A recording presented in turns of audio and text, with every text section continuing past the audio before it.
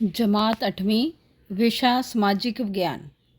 प्यारे विद्यार्थियों, ਅੱਜ ਅਸੀਂ ਇੱਕ ਅੰਕ ਵਾਲੇ ਪ੍ਰਸ਼ਨ ਕਰਾਂਗੇ।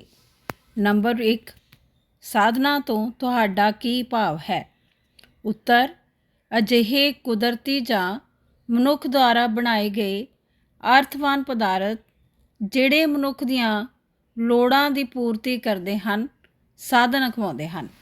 ਨੰਬਰ 2, ਕੁਦਰਤੀ ਸਾਧਨ ਕਿਹੜੇ ਹਨ ਅਤੇ ਸਾਨੂੰ ਕੌਣ ਪ੍ਰਦਾਨ ਕਰਦਾ ਹੈ? ਉੱਤਰ, ਕੁਦਰਤੀ ਸਾਧਨ ਕੁਦਰਤ ਦੁਆਰਾ ਮਨੁੱਖ ਨੂੰ ਪ੍ਰਦਾਨ ਕੀਤੇ ਗਏ ਹਨ, ਜਿਵੇਂ ਕਿ ਜੰਗਲ, ਦਰਿਆ, ਖਣਿਜ ਪਦਾਰਥ, ਸੂਰਜੀ ਸ਼ਕਤੀ ਅਤੇ ਸਮੁੰਦਰ ਆਦਿ। ਨੰਬਰ 3, ਸਾਧਨਾਂ ਦੀਆਂ ਕਿਸਮਾਂ ਦੀ ਸੂਚੀ ਬਣਾਓ। ਉੱਤਰ, ਸਾਧਨਾਂ ਦੀਆਂ ਕਿਸਮਾਂ। ਨੰਬਰ 1, ਜੀਵ ਅਤੇ ਨਿਰਜੀਵ ਸਾਧਨ। ਨੰਬਰ 2, ਵਿਕਸਿਤ ਅਤੇ ਸੰਭਾਵਿਤ ਸਾਧਨ। ਨੰਬਰ 3, ਮੁੱਕਣਯੋਗ ਅਤੇ ਨਾ ਮੁੱਕਣਯੋਗ ਸਾਧਨ। ਨੰਬਰ 4, ਮਿੱਟੀ ਅਤੇ ਭੂਮੀ ਸਾਧਨ। ਨੰਬਰ 5, ਸਮੁੰਦਰੀ ਅਤੇ ਖਣਿਜ ਸਾਧਨ। ਨੰਬਰ 6, ਮਨੁੱਖੀ ਸਾਧਨ। ਨੰਬਰ 4, ਮਿੱਟੀ ਦੀ ਪਰਿਭਾਸ਼ਾ ਲਿਖੋ। ਮਿੱਟੀ ਧਰਤੀ ਦੀ ਸਭ ਤੋਂ ਉੱਪਰਲੀ ਛੋਟੀ ਜਿਹੀ ਪਰਤ ਹੈ, ਜਿਹੜੀ ਮੂਲ ਚਟਾਨਾਂ ਦੇ ਟੁੱਟਣ ਭੱਜਣ, ਜੀਵਾਂ ਅਤੇ ਰੁੱਖ ਬੂਟਿਆਂ ਦੇ ਗਲਣ ਸੜਨ ਕਾਰਨ ਬਣਦੀ ਹੈ। ਪ੍ਰਸ਼ਨ ਨੰਬਰ 5, ਸਮੁੰਦਰਾਂ ਤੋਂ ਸਾਨੂੰ ਕੀ ਪ੍ਰਾਪਤ ਹੁੰਦਾ ਹੈ? ਉੱਤਰ, ਸਮੁੰਦਰ ਸਾਨੂੰ ਬਹੁਤ ਵੱਡੀ ਮਾਤਰਾ ਵਿੱਚ ਮੱਛੀਆਂ, ਮੋਤੀ, ਘੋਗੇ, ਸਿੱਪੀਆਂ ਅਤੇ ਹੀਰੇ ਜਵਾਹਰਾਤ ਆਦਿ ਦਿੰਦੇ ਹਨ। ਕਈ ਥਾਵਾਂ 'ਤੇ ਸਮੁੰਦਰੀ ਤੱਟਾਂ ਤੋਂ ਪੈਟਰੋਲੀਅਮ ਪਦਾਰਥ ਵੀ ਪ੍ਰਾਪਤ ਹੁੰਦੇ ਹਨ। ਨੰਬਰ 6, ਖਣਿਜ ਪਦਾਰਥਾਂ ਦੀ ਪਰਿਭਾਸ਼ਾ ਲਿਖੋ। ਉੱਤਰ, ਖਣਿਜ ਪਦਾਰਥ ਉਹ ਕੁਦਰਤੀ ਪਦਾਰਥ ਹਨ ਜਿਹੜੇ ਇੱਕ ਜਾਂ ਜ਼ਿਆਦਾ ਤੱਤਾਂ ਤੋਂ ਬਣੇ ਹੁੰਦੇ ਹਨ ਅਤੇ ਧਰਤੀ ਵਿੱਚੋਂ ਨਿਕਲਦੇ ਹਨ। ਨੰਬਰ 7, ਭਾਰਤ ਵਿੱਚ ਕੱਚਾ ਲੋਹਾ ਕਿੱਥੇ ਮਿਲਦਾ ਹੈ? ਉੱਤਰ, ਭਾਰਤ ਵਿੱਚ ਕੱਚਾ ਲੋਹਾ ਬਿਹਾਰ, ਉੜੀਸਾ, ਮੱਧ ਪ੍ਰਦੇਸ਼, ਗੋਆ, ਆਂਧਰਾ ਪ੍ਰਦੇਸ਼, ਛੱਤੀਸਗੜ੍ਹ, ਝਾਰਖੰਡ ਅਤੇ ਤਾਮਿਲਨਾਡੂ ਆਦਿ ਵਿੱਚ ਮਿਲਦਾ ਹੈ। ਪ੍ਰਸ਼ਨ ਨੰਬਰ 8, ਤਾਂਬੇ ਦੀ ਵਰਤੋਂ ਕਿੱਥੇ ਕੀਤੀ ਜਾਂਦੀ ਹੈ? ਉੱਤਰ, ਤਾਂਬੇ ਦੀ ਵਰਤੋਂ ਭਾਂਡੇ, ਸਿੱਕੇ, ਬਿਜਲੀ ਦੀਆਂ ਤਾਰਾਂ ਅਤੇ ਹੋਰ ਬਿਜਲੀ ਉਪਕਰਨ ਬਣਾਉਣ ਵਿੱਚ ਕੀਤੀ ਜਾਂਦੀ ਹੈ। ਨੰਬਰ 9, ਭਾਰਤ ਵਿੱਚ ਸੋਨੇ ਦੀਆਂ ਪ੍ਰਸਿੱਧ ਖਾਣਾਂ ਦੇ ਨਾਂ ਲਿਖੋ। ਉੱਤਰ, ਕੁਲਾਰ ਹੱਟੀ ਕਰਨਾਟਕ ਵਿੱਚ, ਰਾਮਗਿਰੀ ਆਂਧਰਾ ਪ੍ਰਦੇਸ਼। ਨੰਬਰ 10, ਕੋਇਲੇ ਦੀਆਂ 4 ਕਿਸਮਾਂ ਦੇ ਨਾਮ ਲਿਖੋ। ਉੱਤਰ, ਐਥਰੇਸਾਈਟ, ਬਿਟੂਮੀਨਸ, ਲਿਗਨਾਈਟ ਅਤੇ ਪੀਟ। ਨੰਬਰ 11, ਬਹੁ ਉਦੇਸ਼ੀ ਪ੍ਰੋਜੈਕਟ ਕੀ ਹੁੰਦੇ ਹਨ? ਉੱਤਰ, ਡੈਮ ਜਾਂ ਪ੍ਰੋਜੈਕਟ ਜੋ ਬਿਜਲੀ ਤਿਆਰ ਕਰਨ ਲਈ ਲਗਾਏ ਜਾਂਦੇ ਹਨ, ਉਹਨਾਂ ਨੂੰ ਬਹੁ ਉਦੇਸ਼ੀ ਪ੍ਰੋਜੈਕਟ ਕਿਹਾ ਜਾਂਦਾ ਹੈ। ਨੰਬਰ 12, ਕਿਸੇ ਵਪਾਰੀ ਵੱਲੋਂ ਆਪਣੇ ਰੋਜ਼ਾਨਾ ਕੰਮਕਾਰ ਸੰਬੰਧੀ ਖੋਲ੍ਹੇ ਗਏ ਖਾਤੇ ਨੂੰ ਕੀ ਆਖਦੇ ਹਨ? ਉੱਤਰ, ਚਲੰਤ ਖਾਤਾ। ਨੰਬਰ 13, ਬੈਂਕਾਂ ਵਿੱਚ ਸਭ ਤੋਂ ਵੱਧ ਲੋਕਪ੍ਰਿਯ ਖਾਤੇ ਕਿਹੜੀ ਕਿਸਮ ਦੇ ਖੋਲ੍ਹੇ ਗਏ ਹਨ? ਉੱਤਰ, ਬੱਚਤ ਖਾਤਾ।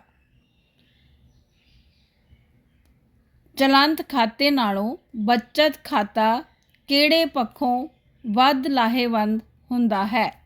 ਉੱਤਰ, ਚਲੰਤ ਖਾਤੇ ਵਿੱਚ ਜਮ੍ਹਾਂ ਰਾਸ਼ੀ ਉੱਤੇ ਬੈਂਕ ਵਿਆਜ ਨਹੀਂ ਦਿੰਦਾ, ਪਰ ਬੱਚਤ ਖਾਤੇ ਵਿੱਚ ਬੈਂਕ ਵਿਆਜ ਅਦਾ ਕਰਦਾ ਹੈ। RTGS ਰਾਹੀਂ ਘੱਟੋ ਘੱਟ ਕਿੰਨੀ ਰਕਮ ਅਦਾ ਕੀਤੀ ਜਾ ਸਕਦੀ ਹੈ? ਉੱਤਰ, ਘੱਟੋ ਘੱਟ 2 ਲੱਖ। ਪ੍ਰਸ਼ਨ ਨੰਬਰ 16 NEFT ਰਾਹੀਂ ਲੈਣ ਦੇਣ ਕਰਨ ਸਮੇਂ ਰਕਮ ਦੀ ਘੱਟੋ ਘੱਟ ਜਾਂ ਵੱਧ ਤੋਂ ਵੱਧ ਸੀਮਾ ਕੀ ਹੈ? ਉੱਤਰ NEFT ਰਾਹੀਂ ਲੈਣ ਦੇਣ ਕਰਨ ਸਮੇਂ ਰਕਮ ਦੀ ਕੋਈ ਘੱਟੋ ਘੱਟ ਜਾਂ ਵੱਧ ਤੋਂ ਵੱਧ ਸੀਮਾ ਨਹੀਂ ਹੈ। ਪ੍ਰਸ਼ਨ ਨੰਬਰ 17 ਇੰਟਰਨੈਟ ਬੈਂਕਿੰਗ ਦੇ ਹੋਰ ਨਾਮ ਕਿਹੜੇ ਹਨ? ਉੱਤਰ ਇੰਟਰਨੈਟ ਬੈਂਕਿੰਗ ਨੂੰ e banking, web banking, virtual banking ਆਦਿ ਹੋਰ ਨਾਵਾਂ ਨਾਲ ਵੀ ਜਾਣਿਆ ਜਾਂਦਾ ਹੈ। ਨੰਬਰ 18 ਆਫਤ ਕਿਸ ਨੂੰ ਕਿਹਾ ਜਾਂਦਾ ਹੈ? ਉੱਤਰ ਖਤਰੇ ਜਦੋਂ ਘਾਤਕ ਘਟਨਾਵਾਂ ਦਾ ਰੂਪ ਧਾਰਨ ਕਰ ਲੈਂਦੇ ਹਨ ਤਾਂ ਉਹਨਾਂ ਨੂੰ ਆਫਤਾਂ ਕਿਹਾ ਜਾਂਦਾ ਹੈ। ਪ੍ਰਸ਼ਨ ਨੰਬਰ 19 ਕੁਦਰਤੀ ਆਫਤਾਂ ਮੁੱਖ ਤੌਰ 'ਤੇ ਕਿਹੜੀਆਂ-ਕਿਹੜੀਆਂ ਹਨ? ਉੱਤਰ ਨੰਬਰ 1 ਭੂਚਾਲ, ਨੰਬਰ 2 ਜਵਾਲਾਮੁਖੀ ਕਿਰਿਆ, ਨੰਬਰ 3 ਸੁਨਾਮੀ, ਨੰਬਰ 4 ਹੜ੍ਹ, ਨੰਬਰ 5 ਚੱਕਰਵਾਤ, ਨੰਬਰ 6 ਭੂਮੀ ਦਾ ਖਿਸਕਣਾ, ਨੰਬਰ 7 ਬਰਫ਼ ਦੇ ਤੌਂਦਿਆਂ ਦਾ ਖਿਸਕਣਾ, ਨੰਬਰ 8 ਸੋਕਾ। ਪ੍ਰਸ਼ਨ ਨੰਬਰ 20 ਭੂਚਾਲ ਤੋਂ ਤੁਹਾਡਾ ਕੀ ਭਾਵ ਹੈ? ਉੱਤਰ ਧਰਤੀ ਦੇ ਹਿੱਲਣ ਨੂੰ ਅਸੀਂ ਭੂਚਾਲ ਦਾ ਨਾਂ ਦਿੰਦੇ ਹਾਂ। ਸੁਨਾਮੀ ਕਿਵੇਂ ਪੈਦਾ ਹੁੰਦੀ ਹੈ? ਉੱਤਰ ਸੁਨਾਮੀ ਇੱਕ ਤਰ੍ਹਾਂ ਦੀ ਸਮੁੰਦਰੀ ਲਹਿਰ ਹੈ ਜੋ ਕਿ ਸਮੁੰਦਰ ਦੇ ਤਲ 'ਤੇ ਭੂਚਾਲ, ਜਵਾਲਾਮੁਖੀ ਅਤੇ ਧਰਤੀ ਦੇ ਖਿਸਕਣ ਆਦਿ ਤੋਂ ਪੈਦਾ ਹੁੰਦੀ ਹੈ। ਪ੍ਰਸ਼ਨ ਨੰਬਰ 22 ਕਬਾਇਲੀ ਸਮਾਜ ਦੇ ਲੋਕ ਵੱਧ ਗਿਣਤੀ ਵਿੱਚ ਕਿਹੜੇ ਰਾਜਾਂ ਵਿੱਚ ਰਹਿੰਦੇ ਹਨ? ਉੱਤਰ ਰਾਜਸਥਾਨ, ਗੁਜਰਾਤ, ਬਿਹਾਰ, ਉੜੀਸਾ ਅਤੇ ਮੱਧ ਪ੍ਰਦੇਸ਼। ਕਬਾਇਲੀ ਸਮਾਜ ਦੇ ਲੋਕਾਂ ਦੇ ਮੁੱਖ ਧੰਦੇ ਕਿਹੜੇ ਹਨ? ਉੱਤਰ ਭੇਡਾਂ, ਬੱਕਰੀਆਂ ਅਤੇ ਪਾਲਤੂ ਪਸ਼ੂ ਪਾਲਣਾ, ਸ਼ਿਕਾਰ ਕਰਨਾ, ਭੋਜਨ ਇਕੱਠਾ ਕਰਨਾ, ਮੱਛੀਆਂ ਫੜਨਾ ਅਤੇ ਬਲਦਾਂ ਰਾਹੀਂ ਹਲ ਵਾਹੁਣਾ ਆਦਿ। ਪ੍ਰਸ਼ਨ ਨੰਬਰ 24 ਕਬਾਇਲੀ ਸਮਾਜ ਦੇ ਲੋਕਾਂ ਨੇ ਕਿਹੜੇ-ਕਿਹੜੇ ਰਾਜਾਂ ਵਿੱਚ ਅੰਗਰੇਜ਼ਾਂ ਵਿਰੁੱਧ ਵਿਦਰੋਹ ਕੀਤੇ? ਖਾਸੀ ਕਬੀਲੇ ਦਾ ਮੋਢੀ ਕੌਣ ਸੀ? ਉੱਤਰ ਤਿਰੁੱਤ ਸਿੰਘ। ਪ੍ਰਸ਼ਨ ਨੰਬਰ 26 ਛੋਟੇ ਨਾਗਪੁਰ ਇਲਾਕੇ ਵਿੱਚ ਅੰਗਰੇਜ਼ਾਂ ਵਿਰੁੱਧ ਸਭ ਤੋਂ ਪਹਿਲਾਂ ਕਿਸ ਕਬੀਲੇ ਨੇ ਅਤੇ ਕਦੋਂ ਵਿਦਰੋਹ ਕੀਤਾ? ਉੱਤਰ ਕੋਲ ਕਬੀਲੇ ਨੇ 1820 ਈਸਵੀ ਵਿੱਚ। ਪ੍ਰਸ਼ਨ ਨੰਬਰ 27 ਭਾਰਤ ਦੇ ਲਘੂ ਛੋਟੇ ਉਦਯੋਗਾਂ ਦੇ ਪਤਨ ਦੇ 2 ਕਾਰਨ ਲਿਖੋ। ਉੱਤਰ ਲਘੂ ਉਦਯੋਗਾਂ ਦੁਆਰਾ ਤਿਆਰ ਵਸਤਾਂ ਦਾ ਮੁੱਲ ਵੱਧ ਹੋਣਾ, ਨੰਬਰ 2 ਭਾਰਤ ਤੋਂ ਕੱਚਾ ਮਾਲ ਇੰਗਲੈਂਡ ਭੇਜਣਾ। ਪ੍ਰਸ਼ਨ ਨੰਬਰ 28 ਭਾਰਤ ਦੇ ਲਘੂ ਉਦਯੋਗਾਂ ਦੁਆਰਾ ਤਿਆਰ ਕੀਤੀਆਂ ਵਸਤਾਂ ਦੀ ਕੀਮਤ ਕਿਉਂ ਵੱਧ ਹੁੰਦੀ ਸੀ? ਉੱਤਰ ਭਾਰਤ ਦੇ ਲਘੂ ਉਦਯੋਗਾਂ ਦੁਆਰਾ ਤਿਆਰ ਕੀਤੀਆਂ ਵਸਤੂਆਂ ਦੀ ਕੀਮਤ ਵੱਧ ਹੁੰਦੀ ਸੀ ਕਿਉਂਕਿ ਉਹਨਾਂ ਨੂੰ ਤਿਆਰ ਕਰਨ ਲਈ ਵੱਧ ਮਿਹਨਤ ਕਰਨੀ ਪੈਂਦੀ ਸੀ। ਪ੍ਰਸ਼ਨ ਨੰਬਰ 29 ਭਾਰਤ ਵਿੱਚ ਸੂਤੀ ਕੱਪੜੇ ਦਾ ਪਹਿਲਾ ਉਦਯੋਗ ਕਦੋਂ ਅਤੇ ਕਿੱਥੇ ਲਗਾਇਆ ਗਿਆ? ਉੱਤਰ 1853 ਈਸਵੀ ਵਿੱਚ ਬੰਬਈ ਵਿੱਚ। ਪ੍ਰਸ਼ਨ ਨੰਬਰ 30 ਭਾਰਤ ਵਿੱਚ ਪਹਿਲਾ ਪਟਸਨ ਉਦਯੋਗ ਕਦੋਂ ਅਤੇ ਕਿੱਥੇ ਲਗਾਇਆ ਗਿਆ? ਉੱਤਰ 1854 ਈਸਵੀ ਵਿੱਚ ਸਹਿਰਨਪੁਰ, ਬੰਗਾਲ ਵਿੱਚ। ਪ੍ਰਸ਼ਨ ਨੰਬਰ 31 ਭਾਰਤ ਵਿੱਚ ਕੌਫੀ ਦਾ ਪਹਿਲਾ ਬਾਗ ਕਦੋਂ ਅਤੇ ਕਿੱਥੇ ਲਗਾਇਆ ਗਿਆ? ਉੱਤਰ 1840 ਈਸਵੀ ਵਿੱਚ ਦੱਖਣੀ ਭਾਰਤ ਵਿੱਚ। ਪ੍ਰਸ਼ਨ ਨੰਬਰ 32 ਚਾਹ ਦਾ ਪਹਿਲਾ ਬਾਗ ਕਦੋਂ ਅਤੇ ਕਿੱਥੇ ਲਗਾਇਆ ਗਿਆ? ਉੱਤਰ 1852 ਈਸਵੀ ਵਿੱਚ ਅਸਾਮ ਵਿੱਚ। ਪ੍ਰਸ਼ਨ ਨੰਬਰ 33, ਬਸਤੀਵਾਦ ਤੋਂ ਕੀ ਭਾਵ ਹੈ? ਉੱਤਰ, ਬਸਤੀਵਾਦ ਦਾ ਭਾਵ ਅਰਥ ਹੈ ਕਿਸੇ ਦੇਸ਼ ਉੱਤੇ ਦੂਜੇ ਦੇਸ਼ ਜਾਂ ਦੇਸ਼ਾਂ ਦੁਆਰਾ ਰਾਜਨੀਤਿਕ, ਆਰਥਿਕ ਅਤੇ ਸਮਾਜਿਕ ਤੌਰ 'ਤੇ ਅਧਿਕਾਰ ਕਰਨਾ। ਪ੍ਰਸ਼ਨ ਨੰਬਰ 34, ਭਾਰਤ ਵਿੱਚ ਈਸਟ ਇੰਡੀਆ ਕੰਪਨੀ ਦੀ ਸਥਾਪਨਾ ਹੋਣ ਨਾਲ ਕਿਹੜੇ-ਕਿਹੜੇ ਨਵੇਂ ਕਸਬੇ ਹੋਂਦ ਵਿੱਚ ਆਏ? ਉੱਤਰ, ਬੰਬਈ, ਕਲਕੱਤਾ ਅਤੇ ਮਦਰਾਸ ਆਦਿ। ਪ੍ਰਸ਼ਨ ਨੰਬਰ 35, ਮਦਰਾਸ ਸ਼ਹਿਰ ਵਿੱਚ ਵੇਖਣਯੋਗ ਅਸਥਾਨ ਕਿਹੜੇ ਹਨ? ਉੱਤਰ, ਗਿਰਜਾਘਰ, ਭਵਨ ਸਮਾਰਕ, ਸੁੰਦਰ ਮੰਦਰ, ਮਦਰਾਸ ਹਾਈ ਕੋਰਟ ਅਤੇ ਸਮੁੰਦਰੀ ਤੱਟ। ਪ੍ਰਸ਼ਨ ਨੰਬਰ 36, ਬੰਬਈ ਸ਼ਹਿਰ ਵਿੱਚ ਵੇਖਣਯੋਗ ਸਥਾਨਾਂ ਦੇ ਨਾਂ ਲਿਖੋ। ਉੱਤਰ, ਜੂਹੂ ਬੀਚ, ਚੌਪਾਟੀ, ਕੋਲਾਬਾ, ਮਾਲਾਬਾਰ ਹਿੱਲ, ਜਹਾਂਗੀਰੀ ਆਰਟ ਗੈਲਰੀ, ਅਜਾਇਬ ਘਰ, ਬੰਬਈ ਯੂਨੀਵਰਸਿਟੀ, ਮਹਾਲਕਸ਼ਮੀ ਮੰਦਰ, ਵਿਕਟੋਰੀਆ ਬਾਗ, ਕਮਲਾ ਨਹਿਰੂ ਪਾਰਕ ਆਦਿ। ਪ੍ਰਸ਼ਨ ਨੰਬਰ 37, ਅੰਗਰੇਜ਼ਾਂ ਨੇ ਭਾਰਤ ਵਿੱਚ ਆਪਣੀ ਪਹਿਲੀ ਵਪਾਰਕ ਫੈਕਟਰੀ ਕਦੋਂ ਅਤੇ ਕਿੱਥੇ ਸਥਾਪਿਤ ਕੀਤੀ? ਉੱਤਰ, 1695 ਈਸਵੀ ਵਿੱਚ ਅੰਗਰੇਜ਼ਾਂ ਨੇ ਕਲਕੱਤਾ ਵਿੱਚ ਆਪਣੀ ਪਹਿਲੀ ਵਪਾਰਕ ਫੈਕਟਰੀ ਸਥਾਪਿਤ ਕੀਤੀ। ਪ੍ਰਸ਼ਨ ਨੰਬਰ 38, ਅੰਗਰੇਜ਼ੀ ਰਾਜ ਸਮੇਂ ਭਾਰਤ ਵਿੱਚ ਸਭ ਤੋਂ ਪਹਿਲਾਂ ਕਿਹੜੇ 3 ਸ਼ਹਿਰਾਂ ਵਿੱਚ ਨਗਰ ਪਾਲਿਕਾਵਾਂ ਸਥਾਪਿਤ ਕੀਤੀਆਂ ਗਈਆਂ? ਉੱਤਰ, ਬੰਬਈ, ਕਲਕੱਤਾ ਅਤੇ ਮਦਰਾਸ। ਪ੍ਰਸ਼ਨ ਨੰਬਰ 39, ਭਾਰਤ ਵਿੱਚ ਸਰਵਜਨਕ ਕਾਰਜ ਨਿਰਮਾਣ ਦੀ ਸਥਾਪਨਾ ਕਿਸ ਅੰਗਰੇਜ਼ ਅਫਸਰ ਨੇ ਕੀਤੀ ਸੀ? ਉੱਤਰ, ਲਾਰਡ ਡਲਹੌਜ਼ੀ ਨੇ। ਪ੍ਰਸ਼ਨ ਨੰਬਰ 40, ਅੰਗਰੇਜ਼ੀ ਰਾਜ ਸਮੇਂ ਭਾਰਤ ਵਿੱਚ ਪੁਲਿਸ ਦਾ ਪ੍ਰਬੰਧ ਕਿਸ ਗਵਰਨਰ ਜਨਰਲ ਨੇ ਸ਼ੁਰੂ ਕੀਤਾ ਸੀ? ਉੱਤਰ, ਲਾਰਡ ਕਾਰਨਵਾਲਿਸ ਨੇ। ਪ੍ਰਸ਼ਨ ਨੰਬਰ 41, ਭਾਰਤ ਵਿੱਚ ਪਹਿਲੀ ਰੇਲਵੇ ਲਾਈਨ ਕਿਸ ਦੁਆਰਾ ਕਦੋਂ ਅਤੇ ਕਿੱਥੇ ਤੱਕ ਬਣਾਈ ਗਈ? ਉੱਤਰ, ਲਾਰਡ ਡਲਹੌਜ਼ੀ ਦੇ ਸਮੇਂ 1853 ਈਸਵੀ ਵਿੱਚ ਪਹਿਲੀ ਰੇਲਵੇ ਲਾਈਨ ਬੰਬਈ ਤੋਂ ਥਾਣਾ ਸ਼ਹਿਰ ਤੱਕ ਬਣਾਈ ਗਈ। ਪ੍ਰਸ਼ਨ ਨੰਬਰ 42, ਆਨੰਦ ਮਠ ਨਾਵਲ ਕਿਸ ਨੇ ਲਿਖਿਆ ਸੀ? ਉੱਤਰ, ਬੰਕਿਮ ਚੰਦਰ ਚੈਟਰਜੀ।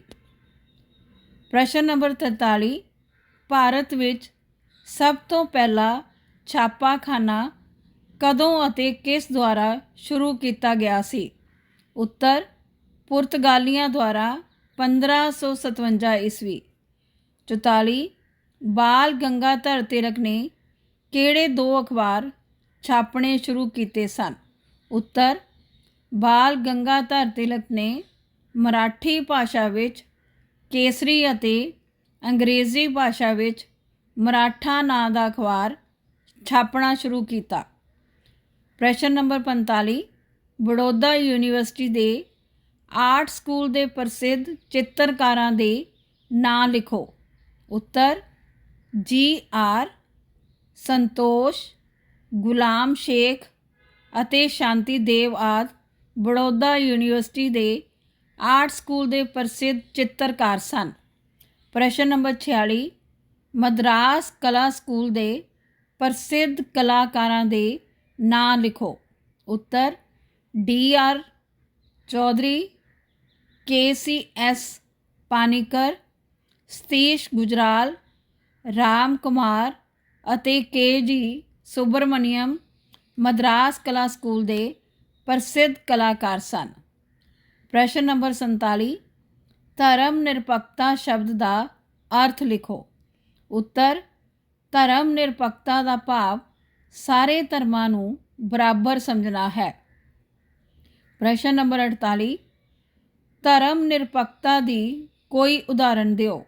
ਉੱਤਰ, ਧਰਮ ਨਿਰਪੱਖਤਾ ਦੀ ਵੱਡੀ ਉਦਾਹਰਣ ਇਹ ਹੈ ਕਿ ਸਾਡੇ ਦੇਸ਼ ਦੇ ਰਾਸ਼ਟਰਪਤੀ ਅਤੇ ਪ੍ਰਧਾਨ ਮੰਤਰੀ ਵੱਖ-ਵੱਖ ਧਰਮਾਂ ਦੇ ਰਹੇ ਹਨ। ਇਸੇ ਤਰ੍ਹਾਂ ਹੀ ਹੋਰ ਸੰਵਿਧਾਨਿਕ ਅਹੁਦਿਆਂ 'ਤੇ ਵੀ ਸਾਰੇ ਧਰਮਾਂ ਦੇ ਲੋਕ ਰਹੇ ਹਨ। ਪ੍ਰਸ਼ਨ ਨੰਬਰ 49, ਸੰਵਿਧਾਨ ਵਿੱਚ ਸ਼ਾਮਲ ਆਦਰਸ਼ਾਂ ਤੋਂ ਕੀ ਭਾਵ ਹੈ। ਉੱਤਰ, ਭਾਰਤੀ ਸੰਵਿਧਾਨ ਵਿੱਚ ਸ਼ਾਮਿਲ ਰਾਜ ਦੇ ਆਦਰਸ਼ ਸੰਪੂਰਨ ਪ੍ਰਭੂਸੱਤਾ ਸੰਪੰਨ, ਧਰਮ ਨਿਰਪੱਖਤਾ, ਸਭ ਨੂੰ ਬਰਾਬਰ, ਨਿਆਂ, ਸੁਤੰਤਰਤਾ, ਸਮਾਨਤਾ, ਭਾਈਚਾਰਾ, ਰਾਸ਼ਟਰ ਦੀ ਏਕਤਾ ਅਤੇ ਅਖੰਡਤਾ, ਗਣਰਾਜ ਆਦਿ ਸ਼ਾਮਲ ਕੀਤੇ ਗਏ ਹਨ। ਇਹਨਾਂ ਆਦਰਸ਼ਾਂ ਨੂੰ ਕਾਨੂੰਨੀ ਰੂਪ ਦਿੱਤਾ ਗਿਆ ਹੈ। ਪ੍ਰਸ਼ਨ ਨੰਬਰ 50, ਪ੍ਰਸਤਾਵਨਾ ਵਿੱਚ ਦਰਜ ਆਦਰਸ਼ਾਂ ਨੂੰ ਕਿਵੇਂ ਪੂਰਾ ਕੀਤਾ ਗਿਆ ਹੈ। ਉੱਤਰ, ਪ੍ਰਸਤਾਵਨਾ ਵਿੱਚ ਇਹਨਾਂ ਆਦਰਸ਼ਾਂ ਦੀ ਪ੍ਰਾਪਤੀ ਲਈ ਵੱਖ-ਵੱਖ ਕਾਨੂੰਨ ਬਣਾਏ ਗਏ ਹਨ। ਪ੍ਰਸ਼ਨ ਨੰਬਰ 51, ਪ੍ਰਸਤਾਵਨਾ ਕੀ ਹੈ।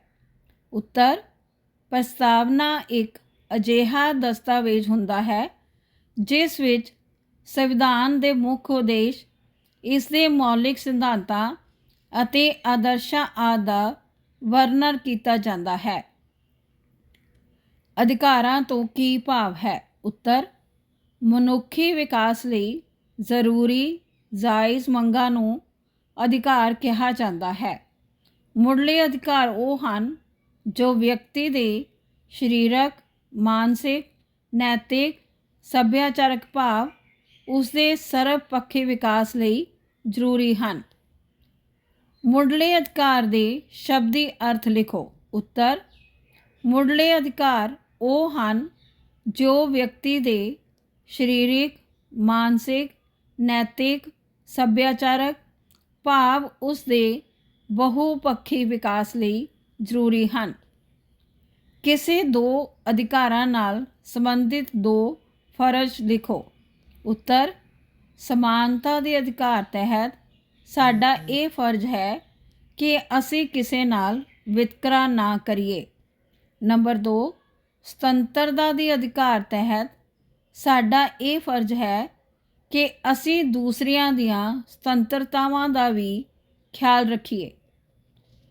ਸੰਵਿਧਾਨਿਕ ਉਪਚਾਰਾਂ ਦੇ ਅਧਿਕਾਰ ਤੋਂ ਕੀ ਭਾਵ ਹੈ। ਉੱਤਰ, ਇਸ ਅਧਿਕਾਰ ਤਹਿਤ ਜੇਕਰ ਸਾਡੇ ਕਿਸੇ ਅਧਿਕਾਰ ਦੀ ਉਲੰਘਣਾ ਹੁੰਦੀ ਹੈ ਤਾਂ ਅਸੀਂ ਨਿਆਂਪਾਲਿਕਾ ਦੀ ਸ਼ਰਨ ਲੈ ਸਕਦੇ ਹਾਂ। ਛੂਤ-ਛਾਤ ਦੀ ਸਮਾਪਤੀ ਕਿਹੜੇ ਅਨੁਛੇਦ ਰਾਹੀਂ ਹੋਈ। ਉੱਤਰ, ਅਨੁਛੇਦ 17। ਨਿਆਂਪਾਲਿਕਾ ਕਿਸ ਨੂੰ ਕਹਿੰਦੇ ਹਨ। ਉੱਤਰ, ਅਦਾਲਤਾਂ ਜੋ ਕਾਨੂੰਨ ਅਨੁਸਾਰ ਨਿਆਂ ਇਨਸਾਫ ਕਰਦੀਆਂ ਹਨ ਉਸ ਨੂੰ ਨਿਆਂਪਾਲਿਕਾ ਕਹਿੰਦੇ ਹਨ। ਭਾਰਤ ਦੀ ਸਭ ਤੋਂ ਵੱਡੀ ਅਦਾਲਤ ਕਿਹੜੀ ਹੈ ਅਤੇ ਇਹ ਕਿੱਥੇ ਸਥਿਤ ਹੈ। ਉੱਤਰ, ਭਾਰਤ ਦੀ ਸਭ ਤੋਂ ਵੱਡੀ ਅਦਾਲਤ ਸੁਪਰੀਮ ਕੋਰਟ, ਸਰਵਉੱਚ ਅਦਾਲਤ, ਨਵੀਂ ਦਿੱਲੀ ਵਿਖੇ ਸਥਿਤ ਹੈ। ਮੁੱਖ ਮੁਕੱਦਮੇ ਕਿਹੜੇ-ਕਿਹੜੇ ਹਨ। ਮੁੱਖ ਮੁਕੱਦਮੇ ਦੋ ਤਰ੍ਹਾਂ ਦੇ ਹੁੰਦੇ ਹਨ। ਨੰਬਰ 1, ਸਿਵਲ ਜਾਂ ਦੀਵਾਨੀ। ਨੰਬਰ 2, ਫੌਜਦਾਰੀ। ਸਿਵਲ ਮੁਕੱਦਮਾ ਕੀ ਹੈ।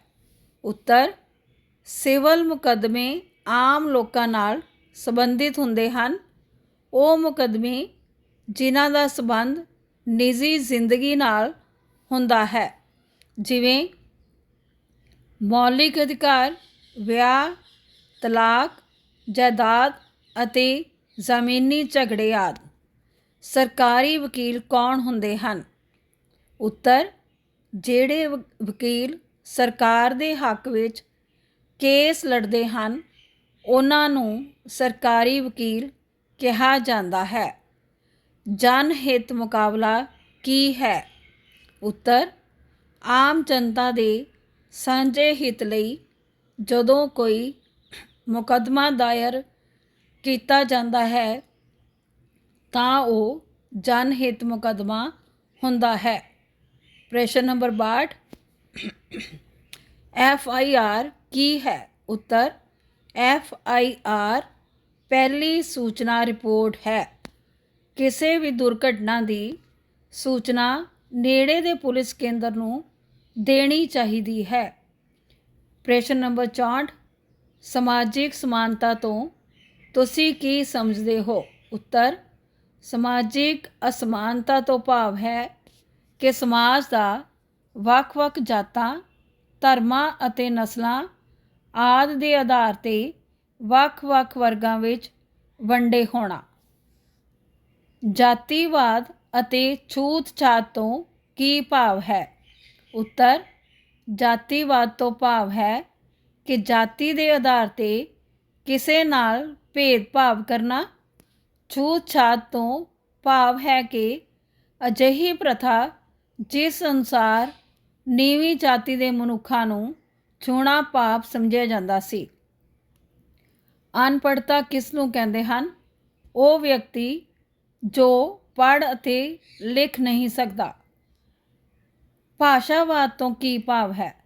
ਭਾਸ਼ਾਵਾਦ ਤੋਂ ਭਾਵ ਹੈ ਆਪਣੀ ਭਾਸ਼ਾ ਨੂੰ ਵਧੀਆ ਅਤੇ ਦੂਸਰੇ ਵਿਅਕਤੀਆਂ ਦੀ ਭਾਸ਼ਾ ਨੂੰ ਬੁਰਾ ਸਮਝਣਾ ਅਤੇ ਭੇਦਭਾਵ ਕਰਨਾ।